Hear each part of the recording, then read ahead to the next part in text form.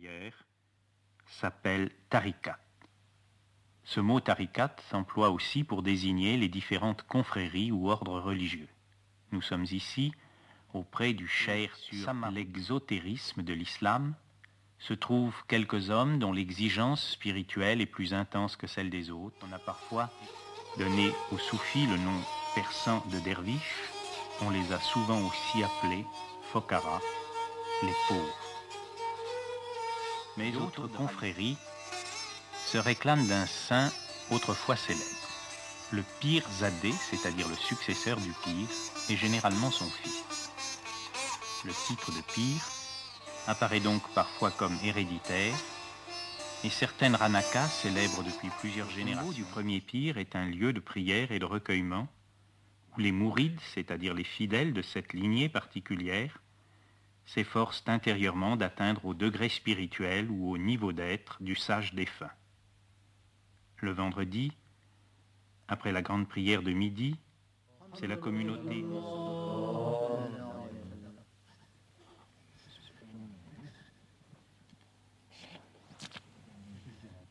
en matière de psychosomatique, des certitudes précises et bien prouvées, et sur la connaissance des plans subtils de la manifestation universelle et de leur correspondance dans le microcosme.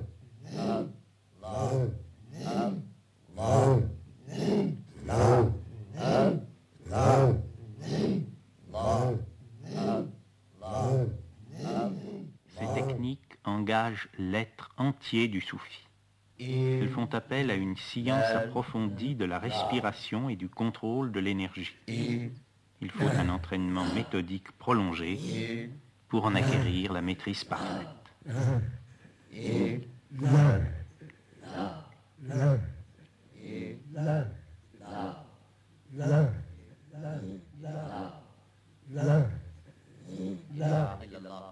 Les techniques de répétition ou mention varient suivant les voies ou tariqats. Le maître Maulana Fayyad est un pir de la tariqat des Qadériens.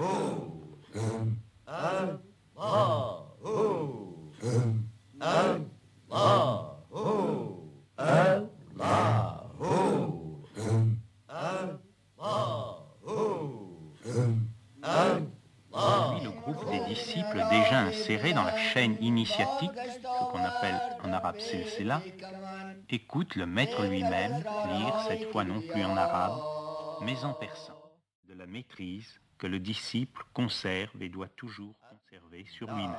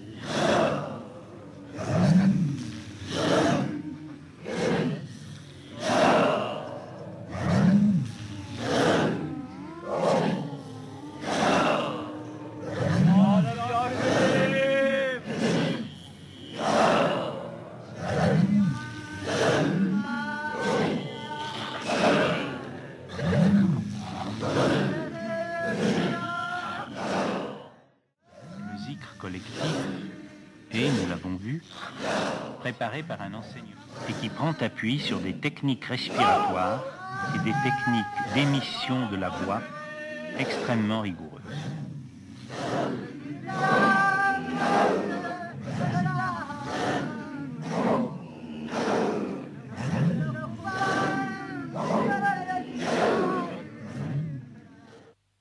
Dans la tariqat Chishtia,